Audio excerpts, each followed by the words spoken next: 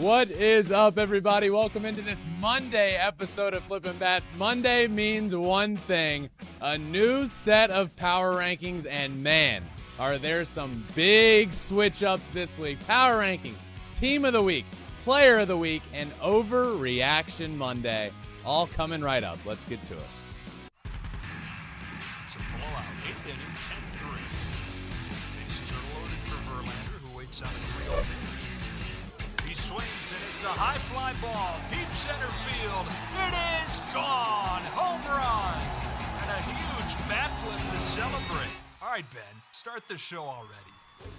What is up, my friends? I hope everyone had a great and happy Easter weekend. I'm joined, as always, by Alex Curry. Alex, I know my Easter weekend was full of a ton of golf. I mean, I watched so much of the Masters this weekend. It was Masters and baseball. That's what my weekend was full of, and it was glorious. That's beautiful. Our weekends could not be more polar opposite. Alex, I need to ask you. And Yes. what I would venture to say is, what the hell was going on in your world this weekend? Hey. I watched your Instagram story. Yes. Okay. Here's what I would guess. I didn't even I don't post even know what was everything happening. You were in a tent. Teepees? You were in a party tent. It looked like you were partying in a tent in the middle of nowhere. That's my Okay, best. you're making it sound like so much different than it was. What happened? Okay, so I was at a yoga wellness music festival. What do you mean, wait? I was exactly right. Called Unity, that my husband was playing in. His bandmate, the lead singer of Pepper, and his wife put together kind of their two loves. Like, she's a yoga teacher, he's obviously a musician, and just brought a bunch of people together in this glamping style Northern California area. Yes, there were teepees. We stayed in yurts. No service. That's the word I was looking for. No, Teepee. like, you are off the grid. And I danced for like 2 days straight. It was beautiful. We had silent discos at sunset. It was glorious. I'm confused how I was so far off. I nailed it. What do you mean? You were in like disco teepees. I was. It was beautiful. I feel great. Woke up at 5 a.m. to make it back here in time, and here we are. I missed all of my family Easter stuff this weekend, so I was a bad daughter. Well, there was a lot of good baseball, which we'll talk all about. Yep. A lot of crazy baseball, and John Rahm won the Masters, in case you didn't know that. Thank you. So, I like how you say you were so off the grid while you were posting on Instagram. I mean, how off the grid were you? Well, there's no like real service. And then I went on a food run and posted some stuff. Okay. I left the property. All right, Alex, we got a lot of baseball to catch up on. We do. The great weekend, crazy weekend of baseball. As I mentioned, a little bit of a spoiler. We'll get to power rankings in just a few minutes. This is probably the biggest shakeup in power rankings that I think I've ever had in a few years doing this. So big news there. Overreaction Monday, segment we started this year. Alex is going to give me a bunch of pretty bold statements, and I'll say whether it's an overreaction or not an overreaction. You ready? A fair way to set this up? I feel like that's right. Yeah, that is fair. Okay. Bold statement, and you say if it's overreaction. Okay. It's not me personal. Like last week, you're like, you're overreacting. It's not me. I do like that. You did. That's an added bit to this that I like. Alex, you're overreacting. Okay. Cool. Okay. Cool. Well, let's get started. Okay. Because we got a little preview of that this weekend. The NLCS will be the Padres against the Braves. Yeah. I don't think that's an overreaction at all. Mm-mm. I think that's so fair to say. I think we would all be lucky if that were to happen. We could not have previewed that series any harder through the Thursday and Friday episodes last week. We called it would be a huge series. It's seemingly the two best teams in the National League facing off early in the year. And man, what a series. It didn't disappoint. I mean, you kind of had everything. Had everything. Really good pitching, really good offense. There were great defensive plays. Juan Soto made a game-saving play at one point in left field. And then he had a couple of good games in there. Hit a homer. Padres end up taking the series from the Braves on the road. But, I mean, man, I love this series. This was so much fun, and I absolutely don't think it's an overreaction to say that's our NLCS matchup. Oh, I'm with you, too. And this was our series to watch this weekend, your number one series to watch this weekend. And we got it all. in a 4-game series. That was, as you mentioned, I think we would be lucky to get something like this in the postseason. Yeah, obviously you don't know how Yeah. the playoffs are going to shake out, but right now, these are the 2 best teams, and I think if they meet up in the NLCS, man, that'd be awesome. It would be glorious. All right, are you ready for our next Overreaction I'm ready. Monday? KODAI SENGA is the National League Rookie of the Year so far. I'm going to say that that's an overreaction. Here's why. Okay. I love what KODAI SENGA has done through the first 2 starts of the year. However, to say right now that he is the favorite to win or to say that he's the NL Rookie of the Year if the season ended right now, I just think what Jordan Walker is doing. He's gotten a hit as through Sunday, a hit in every single one of his big league games. He's tied Ted Williams' record for most hits to start a career age 20 or younger. And I just think when it comes to these big awards, other than Cy Young Award, position players are given a slight edge there because they're playing every day. Mm-hmm. So I think that hurts pitchers. KODAI SENGA's been great. Yeah. And I think he has the makings of a true ace, and the Ghost Fork is better than even I think anybody imagined it being. Oh yeah. And the Ghost Fork animation that they have on the scoreboard at Citi Field now, it's like a ghost pops up with a fork in his hand, and it's like a Sega animation on the board. As if you're watching, you can see it. His glove has the Ghost Fork on it. I love KODAI SENGA, but just for purpose, there are other everyday position players that are playing so well right now. And you know how I feel about Corbin Carroll. I was waiting for it. I was like, come on, give it to us. I know who you want to say up. it is. Boy, is Corbin Carroll heating up. So I would have to say right now, Jordan Walker has an edge, and probably KODAI SENGA and Corbin Carroll are right there behind him. James Outman as well, right there. I mean, he's been really good too. So this is tough to say, but I just think because he's a pitcher and only had 2 games right now, it's a little bit of an overreaction. You mentioned Corbin, your boy.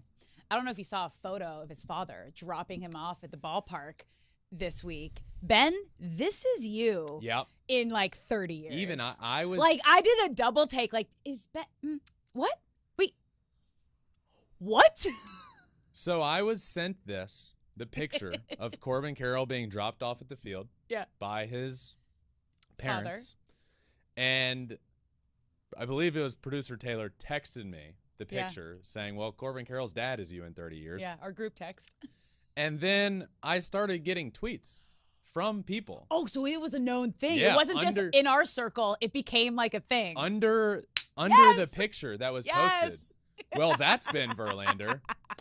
And I can't not not see it. Here it is if you're watching. I can't unsee it. Now, being me, I obviously don't think it's uncanny. But fast forward. There was another one where he was hugging him. The one where he's hugging That's Corbin. a side profile that was I see it. Yeah. Yeah. Yeah. So that happened. Great. That was. I mean, I first saw the picture. You're even more connected. And then the tweets came in, and I was like, well, okay then. Yeah. Yep. That's a thing. Okay. Here we go. So. Yeah. Okay. Oh, here you go. There he is. Here's the side angle. There. It's the smile. Everything. The way you're hugging, I like that I say the way that you're hugging. The way that I'm hugging. Yeah, I'm Corbin Carroll's dad. You are the driver of his bandwagon. I'm the driver of the bandwagon because I love the guy as a baseball player. I'm not his dad. I thought it was hilarious. It was so good. Yeah. It was so good. Man. But yeah. Yeah. Corbin Carroll's playing great, by the way. Yeah. Watch out, world. Uh-huh. Watch out for the D-backs, by the way. Uh-huh. I don't know if we're even going to talk about them. Alas, I need to talk about these Diamondbacks. Okay. They have been so much fun. They scored 27 runs in a 2-game span. This team, if they had any pitching, Alex, which they struggle. I'm telling you, this team has a sneaky chance to make the playoffs. All right. Okay, wasn't that. Yeah. Okay. That's okay. Next overreaction. Ready? Yep. The Cardinals are the most worrisome team. Overreaction. Okay. Alex, why? you're overreacting. Yeah. Yeah, I do have my worries, but Yeah. they lead the league in batting average. Like I believed this team would hit, and they are hitting. So that's where I think this overreaction comes in a little bit. I would have to be able to point to a team, and that team I would say is the Phillies. I'm probably a little more worried about the pitching. That's fair. Again, not great, but offensively playing pretty well. Yeah, there's a lot of Playing potential, really well. just not off to a great start. Yeah. But they have the pieces. Yeah. So Yeah. for that reason, I'm going to go with an overreaction. That's fair. Yeah. Okay. Send I was pitching. like, wait, what? This is Send great. pitching. Dear God. Yeah. Sincerely, Cardinals fans. Yeah, they need beautiful. some help there. Adam Wainwright's going to come back, but are we really like putting all of the eggs in Adam Wainwright's basket? Not a great WBC performance, but you know, like that's something. So we'll see. I believe in their pitching a little more than they've done so far. Yep. Just got their first quality start of the year, which is not great. Well, quality starts are good, but their first one taking this long. Got that on Sunday. Jordan Montgomery. So I'm going to say it's an overreaction because I'm not super worried because their offense is very good. Okay. You ready for the next overreaction? Yeah. Yep. Okay. The Pirates are the breakout team of 2023. This is an overreaction. Now, I would have said this is an overreaction before what happened to O'Neal Cruz on Sunday, fracturing his Left foot or ankle. sliding home. Yeah. Yeah. So fractured that. Bench is cleared. Bench is That was cleared. brutal. Bad situation. Yeah. But I would have said overreaction anyway because, this is where I could have talked about them. Already did it. Yep. The Diamondbacks. They're the breakout team this year. I think they're going to be the team of, they're going to be the Orioles from last year. Are the Diamondbacks going to make the playoffs? I don't know. But they're good. They're fun. They're exciting. And I will keep clamoring on about this until people just start believing in the Diamondbacks. They're a lot of fun. The Pirates were off to a really good start. It's super unfortunate O'Neal Cruz got hurt because I was really this team's been a lot of fun. Brian Reynolds having like an insane year on pace for like 100 and some homers. He's been nuts. O'Neal Cruz, Brian Hayes. The writing was on the wall there, but I would say a bit of an overreaction to say that they're the breakout team of 23. How is it not, and this leads us into our next overreaction, how is it not the Tampa Bay Rays? This is our next overreaction here, okay? The Rays will break the all-time record to start a season undefeated. And how are they not the breakout team? Because they're good. I think a breakout team. The Rays have made the playoffs in the last 4 years. Okay. Playoff team, 4 years in a row. All right. Okay, can you repeat this statement Ready? for me? Yeah. Yep. The Rays will break the all-time record to start a season undefeated. That means they would have to go 14-0. They are currently 9-0 and the only undefeated team in Major League Baseball. I don't think that's an overreaction. Yeah. I don't think it's an overreaction at all. Let me present to you a factual statement. Okay. Let me list to you all of the teams in Major League Baseball history to hit a home run and win by 4 or more runs in 8 straight games in any span, not just to start the year. One team, the 2023 Tampa Bay Rays. Nobody's ever done it. Nobody has ever done it before this year. The Rays have been dominant. Spare me with the scheduling, right? It's baseball. Anybody can beat you on any given night. If the Rays started this stretch of the year against easy opponents below 500, that would be a bit alarming. But the fact that they have won every single game, I don't care that it's not against great opponents. Like, would it make it more impressive if it was against the cream of the crop in the league? Sure, absolutely. But the fact that they are doing what they should be doing to teams that they're better than is truly remarkable. The Rays are the first team since 1884 with a run differential of more than 50 runs over their first 9 games. 1884. Alex, 1884. We just barely weren't around yet. But 1884, the mound was still 50 feet from home, 50 feet away, and it was the first year ever that pitchers were allowed to throw overhand. What? Yep. 1884. That's the last time a team has done what the Tampa Bay Rays are doing. Yeah. I mean, and they're first or second in almost every category in Major League Baseball right now. Like, they are red hot. I mean, pitching, everybody, we can talk about their pitching. It's been the best in baseball. But offensively, what they've gotten from Wander Franco and Randy Arozarena and Brandon Lau started hitting grand slams, multiple. The team has been really, really good. So this is the longest streak to open a season since the 03 Royals. All wins by 4 or more runs. 8 runs per game offensively, a 2.13 team ERA. So like you said, 13-0 is the current record to start a season. Yeah. The 1982 Atlanta Braves and the 1987 Milwaukee Brewers.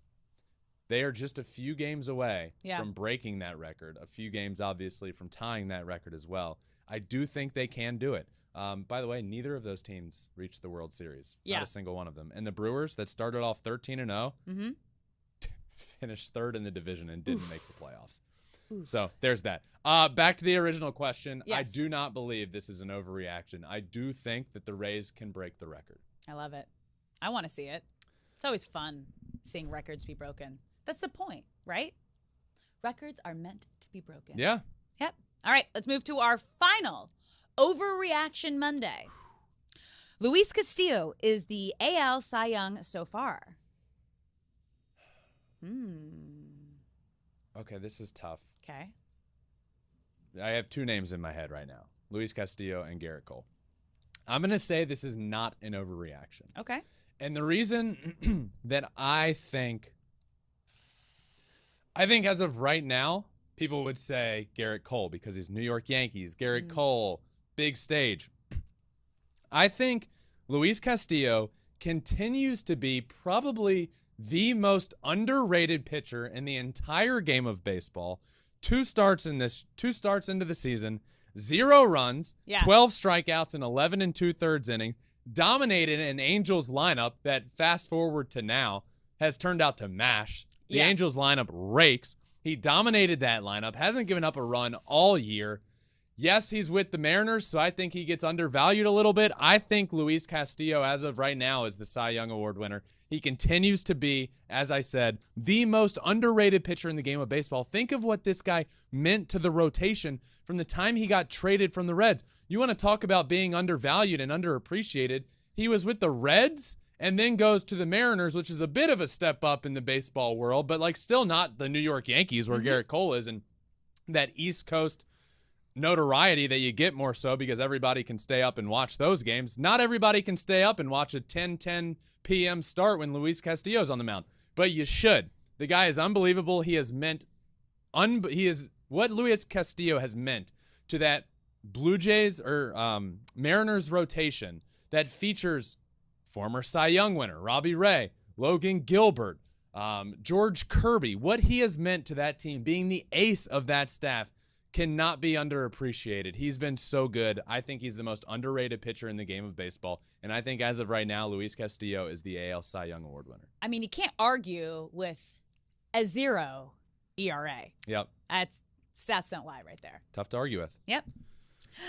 That's our Overreaction Monday. Ben, we have so many exciting rookies in the game right now. So we're going to continue doing this. We're going to have your top 3 rookies of the week, starting with number 3, KODAI SENGA. Yeah, kind of like this, coming into the year, it wasn't really like a plan to have top 3 rookies every week. They've been so good, we need to. So every week, the top rookies, and number 3, KODAI SENGA.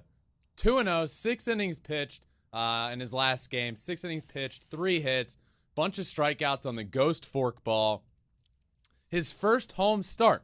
So gave up 1 run, struck out 6 guys, and only 3 hits. And again with KODAI SENGA, this is why I'm so high on this guy. Yeah. And this is, I've never seen pitches that move like KODAI SENGA. Like the ghost fork, even his slider, everybody talks about like fastball can be upper 90s, and then a ghost forkball that's insane. It really is. And you see from the player's swings, I've never seen movement on a forkball like he has. But his slider, it's almost like it just, it's almost like it's just heading towards the plate and then just takes like a hard left turn. Mm-hmm. It's really weird looking and really difficult to hit. He's been awesome. In his home debut is really cool as well because the scoreboard had they have a ghost fork animation on the scoreboard for him. They have like a SENGA a counter in the outfield ghost too. Fork counter in the outfield. Ghost fork trivia. Yeah. Like they are fully embracing it. And I love it. They've bought all in on this, as have I.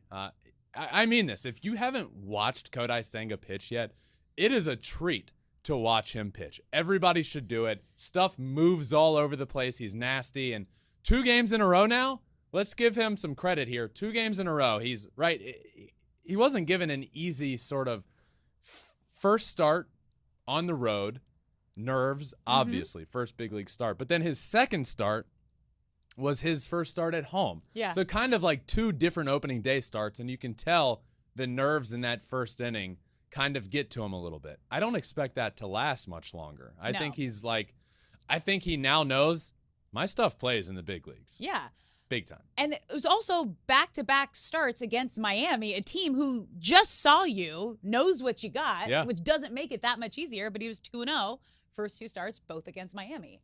Yeah, true. Yeah. Not the best offense in the world, but an offense that saw him once. And so that might like counteract the not great offense. But he's been so much fun to watch. He's here at number 3 for me. All right, number 2, Jordan Walker. Another great week for this guy. 355 on the week, 2 home runs, 7 RBIs, a stolen base, but it's more than that. You know, this goes a little bit further than just this week, but Jordan Walker has a hit in every single game to start the season, to start his career. Yeah. A hit in every single game. An RBI single on Sunday got him to 9-game hit streak to start the year, the longest hitting streak to start a career age 20 or younger since 1900. He's second. So here's the list. These are the longest hitting streaks to start a career age 20 or younger. Eddie Murphy at 12 in 1912. 2023, Jordan Walker, he's at 9. That's active. And Ted Williams, 1939, he was at 9 as well. So Jordan Walker tied him. I mean, this guy, whenever you're doing anything where you're tying or passing Ted Williams, who could be considered the greatest hitter of all time, you're in pretty good company, I'd say. Yeah, he also just brings such a presence to that lineup and to the game. Like I think we talked about it. Like he has like kind of that Judge big presence, and he's got a bright future, and we're seeing it right out of the gates. Yeah, so you might be asking, well, how's he at number 2 then? Yeah. Let's move on to number 1 for this week. Remember, this is a weekly rookies update. Number 1, Garrett Mitchell of the Milwaukee Brewers. Garrett Mitchell, 421 on the week with 3 home runs and 6 RBIs, and one of those was a walk-off home run. First walk-off homer of his career. The guy just rakes. The Brewers are another team where they have a bunch of rookies that are making some noise to start the year. And his walk-off home run, side note about this, was kind of cool because afterwards he basically said his wife is like, good luck when she's not there in attendance. You thought that was good? I thought that, yeah. It was hilarious, but it was like, oh, wow, okay. Did you see she like snapped back too? It was like, okay, I see how it is. Yeah. You know who she's like she was like a really well-known college softball player at Oregon. Yeah, so she messaged back basically like, well, all right, shoot, guess I can't go to any more games. But just a funny situation there. Walk-off homer, just a dominant week. So, he got the edge for Jordan Walker for me. KODAI SENGA at 3, Jordan Walker at 2. Jordan Walker of the Cardinals, and number 1 of the Milwaukee Brewers, Garrett Mitchell. A lot to be excited about. Yeah, future of baseball is in good hands. Really good hands. Yeah, it's fun. All right, you know what time it is? It's a big Monday staple. Time for your power rankings. And Ben, you have so much movement in this week's power rankings. You said off the top of the show, possibly the most movement you've ever had in a power ranking. I really think it is. This has to be the most movement. Let's get started. Let's start at number 10. I have the New York Mets down 6 spots from where they previously were. The Mets are sitting at 5-5 on the year, right? Nothing great. Yeah. Nothing terrible, but there needs to be a lot of room for improvement. This team is very good, right? They have a very good pitching staff. Their offense is good enough. The offense has not been good at all this year. A lot of the guys that are supposed to be stars have not been stepping up yet, and I am of the firm belief here that these young guys need to be playing for the Mets. The young guys that won, Francisco Alvarez just got called up, the number one prospect in Major League Baseball for 2023. He's now there, but he's like their backup catcher. He got forced up to the big leagues because of an injury. Now he's not even their starter every day. Alvarez needs to play every day. Brett Beatty needs to be called up. I would say Ronnie Mauricio needs to call it up and play a different position other than shortstop. The Mets are here at number 10, 6 spots down from where they were prior. Number 9, the Los Angeles Dodgers, down 3 spots from where they previously were. Not a good series against the Diamondbacks. 5-5 on the year as well are the Dodgers. I think they'll be fine. Obviously, it's very early in the year. Look, they will be fine. James Outman's been very good for them. James Outman's been one of their best players. Not that can't happen for them all year long. If you get what James Outman is doing now all year long, great. But you need other guys to step up offensively. Pitching has been really not good. Against the Diamondbacks, they gave up 27 runs over the weekend. 2 games. Not good there. The Los Angeles Dodgers, your Los Angeles Dodgers, Alex, are 5-5 and have slipped all the way to number 9. Not as big as your number 8 slip, though. My number 8 squad, the Houston Astros. They are down 8 spots. Now, my preseason rankings and the first rankings of the year, which was just like 3 days into the year, the Astros were at number 1. I now have the Astros at number 8. They are off to a 4-6 start. And it just hasn't been pretty. Do I believe the Astros will end the year here? No, but I absolutely needed to make them my biggest mover of the entire week for a downward direction of everybody. Because just to be honest with you, they've shown flashes of being good, but when they're hitting, they're not pitching. When they're pitching, they're not hitting. That's not a good recipe for success. And I do believe they are lacking in a few areas outside. I think leadership-wise, not having Jose Altuve in that locker room, on the road with the team, in the lineup, not having, that's obviously for injury reasons, but not having Justin in that pitching rotation as a leader guy. Obviously on the field, what he brings to a pitching rotation is great, but off the field, what he brings. So due to that and the Altuve injury, I think leadership-wise, they still have some guys that are leaders, right? Bregman is a leader of that team. I just think you're missing some very key pieces that have been there lately, and they're struggling right now to figure out their identity as a team. They're here at number 8. Let's move on to number 7, the Toronto Blue Jays. Blue Jays up 1. They're 6-4 on the year. Oh boy, that Sunday game against the Angels was one of the crazier games. You know, it kind of left me like, I'm high on the Blue Jays. I do think I predicted them to win the AL East. But this game here between the Angels and the Blue Jays proved that both teams are really lacking in the pitching category, especially in the bullpen. But the Blue Jays just slugged their way to a victory.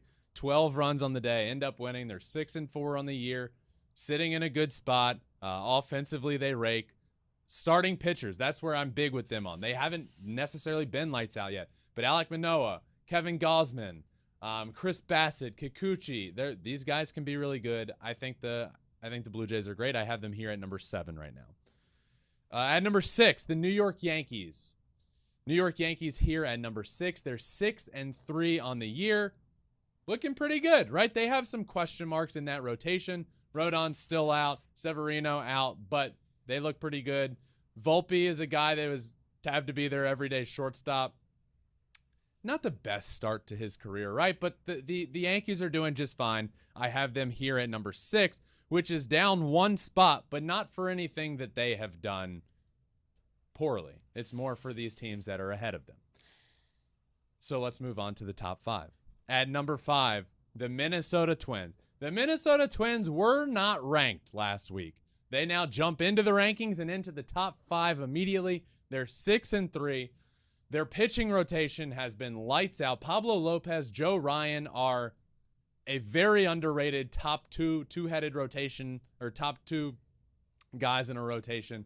Offensively, Buxton, Correa, Gallo has been really good for them. Offensively, they've been so much fun to watch. They rake. Here's the pitching stats for them. The Twins starting pitching through 7 games. 1.12 ERA, a .510 OPS against, a whip well under 1, 11.6 Ks per 9 compared to only 2.68 walks per 9. Pretty good. Pretty good. So they're here at number 5, a big jump. At number 4, also a massive, massive jump. Not ranked as well. The Milwaukee Brewers are here at number 4. They're 7-2 on the year. What a splash these guys are making. Jesse Winker, the big addition to that lineup. Winker has been good. These young rookies have been very good. You have Garrett Mitchell, who I just mentioned and was the best rookie of the week with a walk-off home run. Brian Anderson breaking out this year. Turang in the infield as well. These guys, Yelich has been kind of what he's been the last couple of years. He's had some really good days, some really bad days, but if you're getting vintage Yelich in the middle of that lineup, Willy Adames, I'm really high on the Brewers right now. We all know their rotation. Corbin Burns, Brandon Woodruff, Freddie Peralta, Devin Williams at the back end. This team has it all. For me, they had it all last year. That's why I predicted them to win the NL Central last year, but they just crumbled after the trade deadline when they really just didn't buy into this team. But they have all the makings of winning this division. They certainly can, and they're playing well right now. That leaves the top 3. Let's get to our top 3 in this week's power rankings. At number 3, I have the Atlanta Braves. The Atlanta Braves down 1 spot from where they were last week. They're 6-4 on the year. Lost a series to the Padres. Lost 3 of 4 at home to the Padres, right? That is not great. Padres are a very, very good baseball team, but I had to knock them down. Obviously, don't knock them down a ton because they lost to the Padres, who I believe are a very, very good and capable team. Let's move on then and talk about number 2. Number 2 is the San Diego Padres going into Atlanta, taking 3 of 4 from the Atlanta Braves, 6-4 on the year now. I've had the Braves and Padres all year long in the power rankings, back and forth. They're neck and neck. They're right there with each other. But the Braves were that 1 tick ahead. I don't knock the Braves a ton for losing to the Padres. I just simply flip them. Now the Padres have the edge. I have them as the number 2 best team in the game of baseball, which leaves my number 1 team in this week's power rankings, the Tampa Bay Rays, up 9 spots to the number 1 spot on the list. The Rays are 9-0 on the season, and they are doing it offensively. They are doing it pitching-wise. They are doing everything you could possibly imagine. Let me tell you a list of the teams in MLB history to hit a home run and win by 4+ runs in 8 straight games.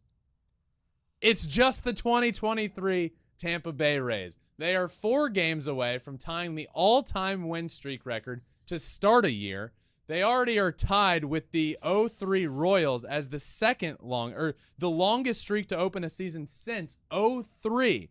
The Kansas City Royals and them are now tied. They are just 4 games away from tying the 1982 Braves and the 1987 Brewers for the longest stretch ever to start a year, winning the longest win streak ever to start a year. The Rays have been unbelievable to start the year. And spare me with the competition that they have been playing, because we all know it's baseball. You can lose to anybody on any given night. The fact that they have started the year undefeated speaks volumes about this team. They have been undervalued in the baseball world for a long time because of their payroll and the way they go about things. And they were undervalued in my power rankings, but no more, my friends. The number 1 team in this week's power rankings is the Tampa Bay Rays. Yeah, I mean, you can't argue with that. It was great. Great? It was great. Great. Yeah. All right. You know what else is great? What? The team of the week. Yeah. Yeah. Team of the week time. Yeah, it is. We're going to talk about great players. Great players. Yeah. We talked about great teams, now great players. So we're going to go around the diamond from every single position, and I'm going to give you the best player at each position from the week that was, and it'll end with my player of the week. So this is team of the week, and then it'll be a player of the week. All right, well, let's start behind the plate. Your catcher, Mr. Will Smith. Man, how good has Will Smith been to start the year? The guy out there in Los Angeles, and, you know, he's batting 300, 3 homers, 7 RBI, and I'll say this again, everybody kind of just writes him off when the conversation of best catcher in baseball comes about. And I don't know if it's because he has the name of Will Smith, which, you know, like Adley Rutschman. Yeah. That sticks out. JT Real Muto. That sticks out. I mean, Will Smith sticks out just for different reasons. Different reason. Different reasons. Right. Yeah. Like, you go Google Will Smith. Yeah. Who's going to show up? The actor. Yeah. And the slap. And who was it? Chris Rock? The slap. Yeah. Probably Chris Rock. Yeah, definitely the slap. And the slap.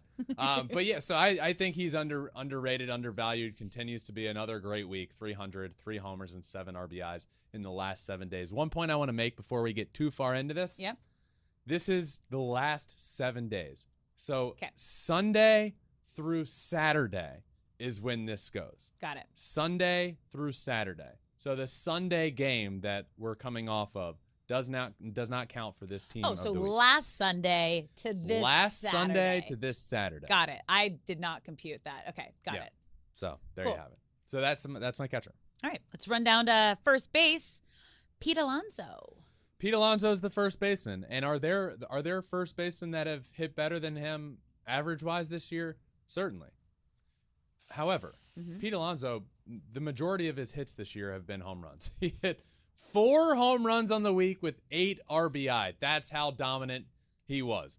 Batting average-wise, not great. Every hit he had, every hit but one, I believe, that he had on the entire week was a home run. I love home runs. I love power. That's what Pete Alonso had this week. And there are other names. Vladimir Guerrero Jr. is a name that I very much so could have put on this list here.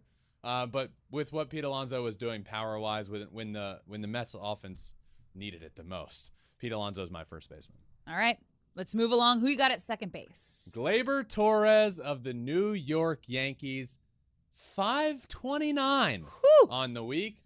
1 homer, 4 RBI, 4 stolen bases. Pretty good week. Pretty good week, I would say, for Gleyber Torres. He's off to a great start with this Yankees squad that, you know, I said this a lot about the Yankees. Their offense is essentially the same as it was last year. You didn't add that huge piece. You got Aaron Judge back. But it's essentially the same. Not if Gleyber Torres is doing this. He's my second baseman on Team of the Week. Got a lot of high averages on this Team of the Week. So let's head over to third base, Brian Anderson. What Brian Anderson is doing for the Milwaukee Brewers cannot be understated. 417, 3 home runs, 10 RBI. Man, this is a name, comes over, not a huge pickup, right, for the Brewers. But he's come over and been an essential key to this offense. Brian Anderson, raking, dominating. He's my third baseman on Team of the Week. All right, shortstop, Wander Franco. Oh, yeah. Wander Franco is my shortstop on the Team of the Week. The switch hitting middle infielder. This is the prospect everybody knew and expected to come up and be the best prospect in the game. That's what we got. And he's still just 22 years old. It's crazy. He's 22 years old. The guy made his debut when he was like 20. So now we're seeing him essentially take off and be a key piece for this Rays offense that needs kind of that like stud star guy. And Wander Franco appears to be taking the reins there and becoming that guy. All right, we're moving to the outfield, and these are just your 3 best outfielders. Yes. Correct. 3 outfielders. Just 3 best outfielders. Regardless of their position that they play. I don't care left field, center field, right field for this. Just 3 outfielders. All right, give me your first one. First one, Brian Reynolds. Brian Reynolds has been the best player in baseball this season. That's how dominant he has been. It looks like we have Luis Ross. We'll go with Luis. Oh, they brought up Brian Reynolds. There you go. Brian Reynolds, 424 on the year with 5 home runs, 14 RBI, and 2 stolen bases. He's having the best year so far in the game of baseball, and he is number 1. he's my number 1 outfielder. Spoiler alert, just spoiled this one. My next outfielder, Luis Robert Jr. When Luis Robert Jr. came up, one, he wasn't known as a Luis Robert Jr. It was just Luis Robert. Yeah. Adding the junior has meant wonders for his baseball career. This guy, I said from the time he came up, I think he's going to win an MVP award at some point in his career. And he'd never really, due to injuries and inconsistency, was never that guy. I get we're just a few games into the year, but what he has done so far, 444, 4 home runs, and 10 RBI. That is domination. Luis Robert is my second outfielder on Team of the Week. And your final outfielder, the one and only Mike Trout. Yep.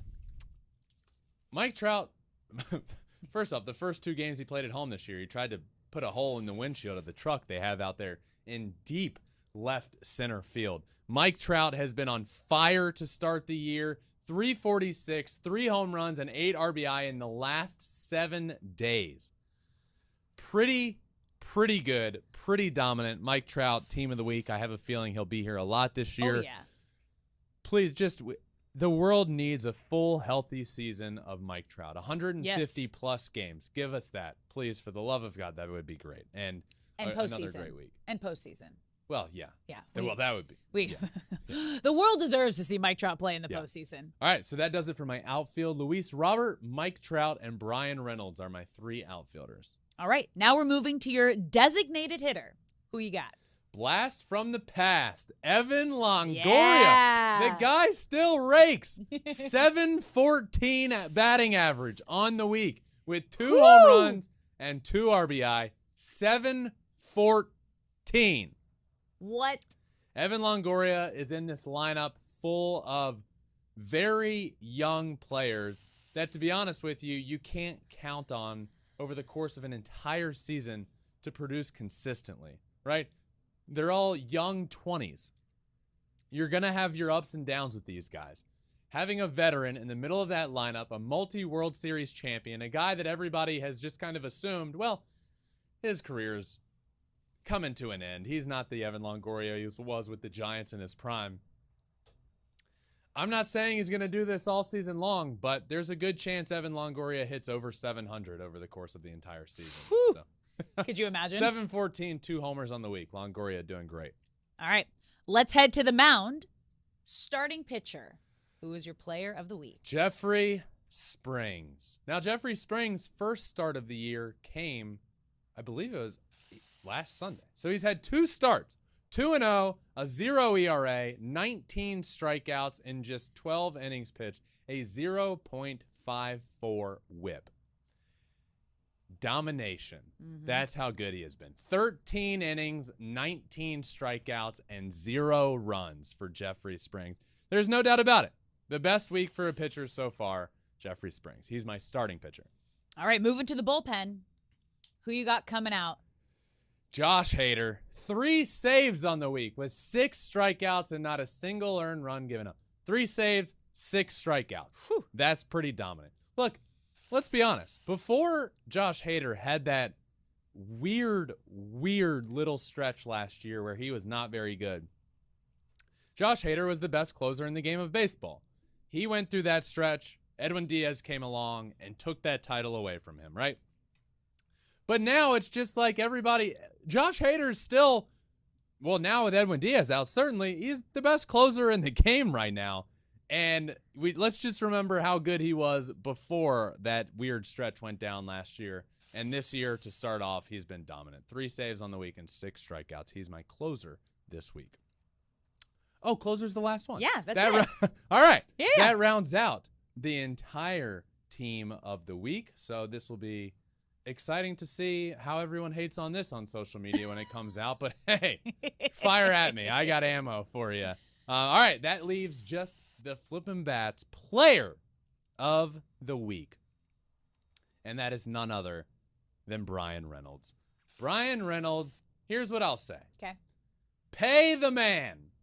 Pay the man. It is something that Pirates organizations and Pirates fans are not used to happening because, well, the Pirates just haven't done things right for a long, long time there. But the time is now.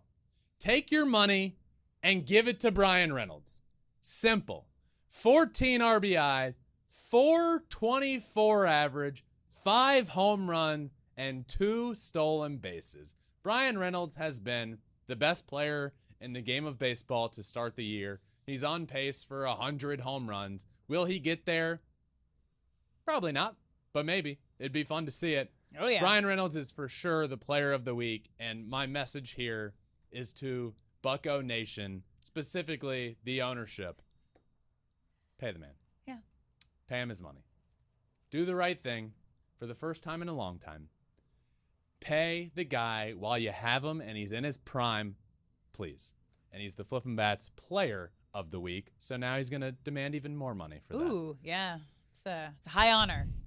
It is a high honor. All right. That does it. Congrats to the Rays on their start to the season. Keep it going. New #1 team in the power rankings. Yeah, keep it going. Please, for Keep all it of going. us. Team of the week. What a great episode. Thank you all for listening to this Monday episode. Kicking off the new week. We will be back tomorrow for another episode of Flippin' Bats. Make sure you're subscribed and following wherever you listen to your podcast.